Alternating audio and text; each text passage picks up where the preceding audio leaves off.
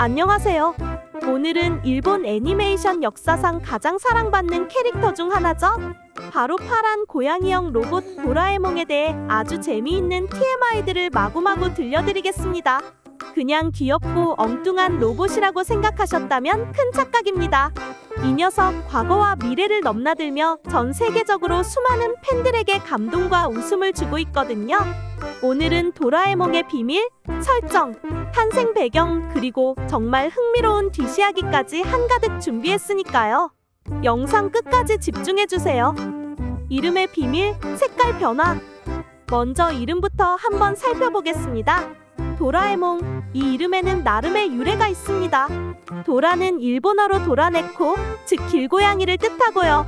에몽은 에도 시대의 남자 이름 끝에 흔히 붙이던 전미사예요. 그러니까 도라에몽의 이름은 길고양이 씨 정도로 해석할 수 있죠. 귀엽고 친근한 느낌 딱이죠? 그런데 도라에몽의 원래 색깔이 파란색이 아니었다는 사실 알고 계셨나요? 원래는 노란색이었습니다. 그런데 한 사건을 겪은 뒤 파란색으로 변하게 되었어요. 귀가 잘린 채로 거울을 봤다가 충격을 받아 3일 동안 울었는데 그때 나온 눈물 속에 있는 파란색 안료 때문에 몸 전체가 파랗게 변해버렸다는 설정입니다. 굉장히 만화적인 이유지만 이 눈물 사건 이후 도라에몽은 트라우마가 생겨서 쥐를 무서워하게 되었답니다. 출생, 실패작 로봇 설정, 왜 과거로 왔는가? 도라에몽은 22세기, 정확히는 2112년 9월 3일에 미래 로봇 회사에서 태어났습니다. 도라에몽은 원래 완벽한 로봇이 되기 위해 만들어졌지만 실수로 귀가 떨어지고 다른 고장까지 생기면서 실패작이라는 낙인이 찍히고 말았죠. 시험용 로봇 1293호, 이것이 도라에몽의 시리얼 넘버입니다. 그렇다면 왜 이 실패작 로봇이 과거로 오게 되었을까요? 바로 진구의 후손인 노비세화 씨가 너무 가난하게 사는 자신의 집안을 바꾸기 위해서였습니다. 진구의 무능력 덕분에 대대로 고생하게 될 미래를 바꾸고자 도라에몽이 20세기로 파견된 거죠. 그러니까 도라에몽은 가족의 운명을 바꾸기 위해 온 시간 여행자 로봇인 셈입니다. 4차원 주머니와 도구. 도라에몽 하면 바로 떠오르는 게 있죠? 네, 맞습니다. 바로 4차원 주머니입니다. 이 주머니는 그냥 가방이 아닙니다. 4차원 공간과 연결되어 있어서 그 안에는 도구가 수만 개 들어 있습니다. 애니메이션이나 영화에서는 약 2000개 정도만 소개되었지만 설정상으로는 훨씬 많다고 해요. 도라에몽도 어떤 도구가 어디에 있는지 전부 외우지 못해서 가끔 엉뚱한 걸 꺼낼 때가 많습니다. 도라에몽 특유의 허당 매력이 바로 여기서 나오죠.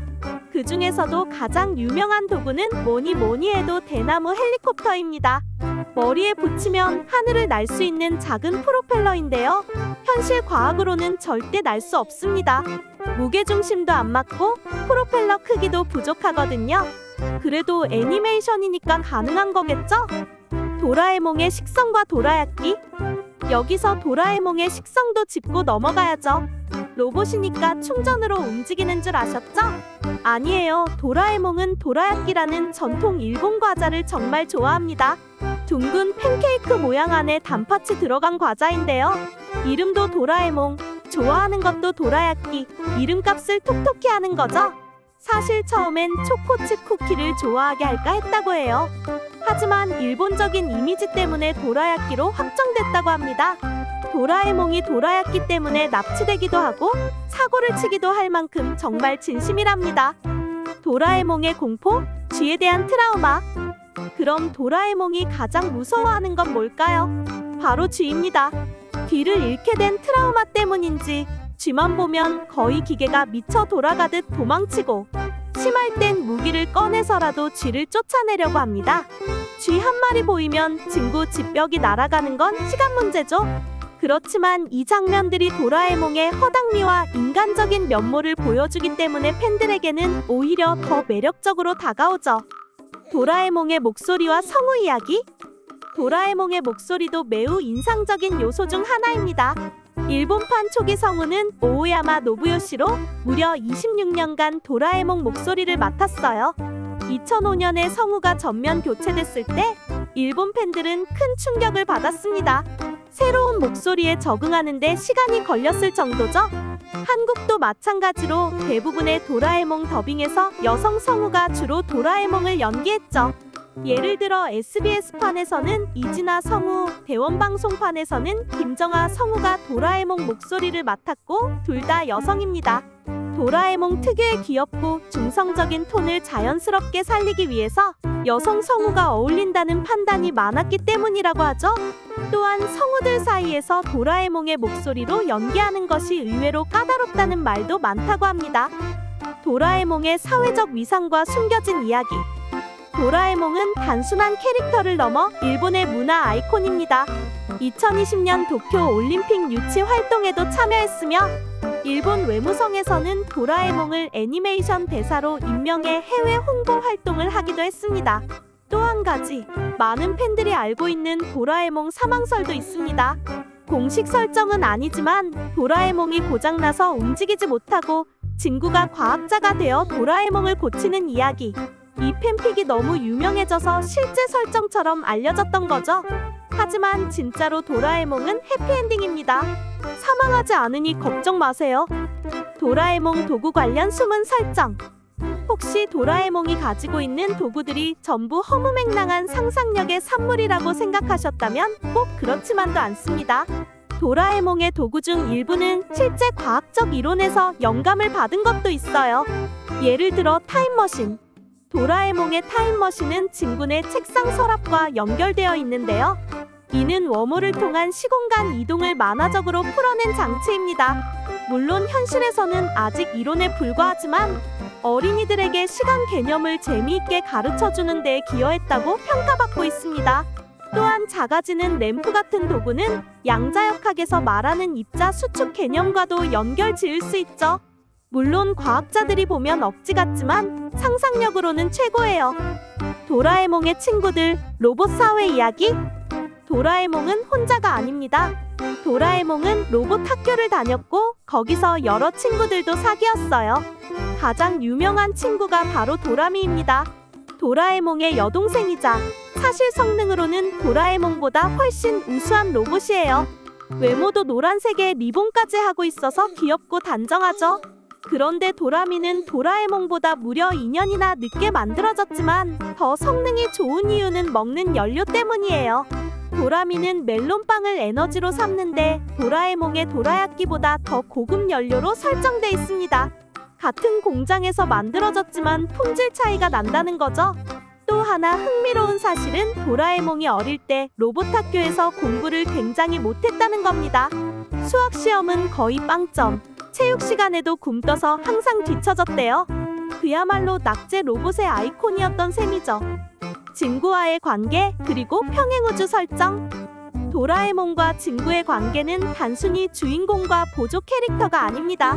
사실상 둘은 인생 파트너입니다. 진구는 늘 문제를 일으키고 도라에몽은 그걸 도와주고 해결하려 하죠. 그런데 정말 흥미로운 건 일부 극장판이나 스페셜 에피소드에서 도라에몽이 사라진 평행세계도 존재한다는 거예요. 그런 평행우주에서는 진구가 스스로 성장해서 문제를 해결하고 심지어 시즈카와 잘 결혼하기도 합니다. 즉 도라에몽이 없는 미래에도 진구는 언젠가는 잘 될 수 있다는 메시지를 주는 거죠. 물론 도라에몽이 있으면 훨씬 덜 고생하겠지만요. 도라에몽의 진짜 인기. 도라에몽은 일본에서만 인기가 있는 게 아닙니다. 전 세계적으로 방영되면서 특히 중국, 인도, 베트남, 스페인, 이탈리아 등 다양한 나라에서 엄청난 팬층을 보유하고 있어요. 한국에서는 SBS, KBS, 어린이 TV 등을 거치며 꾸준히 사랑받고 있고요. 일본 도쿄에는 도라에몽 박물관도 있어서 매년 수십만 명의 팬들이 찾아옵니다. 작가 후지코 F, 후지오의 원화, 설정 자료, 극장판 아트워크 등까지 전시되어 있어서 마니아들에겐 성지 같은 곳이죠. 도라에몽이 우리에게 주는 교훈. 마지막으로 도라에몽이라는 작품이 단순한 유머 애니메이션이 아니라는 점을 강조하고 싶습니다. 도라에몽은 매 에피소드마다 창의력, 우정, 도전, 실패, 그리고 성장이라는 메시지를 담고 있어요. 진구는 자주 넘어지고 실패하지만 도라에몽은 항상 옆에서 조언을 해주고 다시 일어날 수 있게 도와줍니다. 그리고 도구가 항상 해결책은 아니란 걸 보여주죠. 결국 중요한 건 도구가 아니라 문제를 해결하려는 의지라는 메시지를 주거든요. 그래서 어릴 땐 우와, 저런 도구 갖고 싶다 했던 아이들이 어른이 되어 다시 보면 그래도 진구는 결국 스스로 해결하네라고 느끼게 되는 작품입니다. 여러분, 오늘 어떠셨나요? 도라에몽이 단순히 어린이 만화 캐릭터가 아니라 생각보다 훨씬 깊고 흥미로운 배경과 설정을 가진 존재라는 것 느끼셨나요? 여기까지 시청해주셔서 진심으로 감사드립니다. 오늘의 TMI가 재미있으셨다면 좋아요와 구독, 알림 설정까지 부탁드립니다. 앞으로도 더 흥미롭고 재미있는 TMI들로 찾아뵙겠습니다. 그럼 다음 영상에서 또 만나요. 안녕!